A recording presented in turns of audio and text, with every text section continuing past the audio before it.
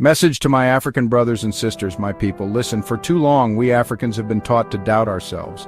We were told to believe that everything good, everything holy, everything powerful comes from outside of us. We were brainwashed to see ourselves as less and to see others as more. Look around. The greatest division among us today is not our skin, not our languages, not our tribes, but religion.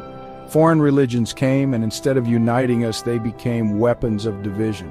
Today we hate each other, fight each other, and even kill each other, all in the name of a God who is not foreign, but who has always been within us. Before these divisions, our ancestors lived by a simple truth: Ubuntu, I am because we are. They understood that love, respect, and unity were the highest forms of worship. Our shrines, our traditions, our wisdom, they all taught us to live in harmony with one another and with nature, but we lost that, and because we lost that, Africa is bleeding. My wish, my mission is to help us wake up, to remember who we truly are. We are not weak, we are not cursed, we are not divided. We are one people, one Africa.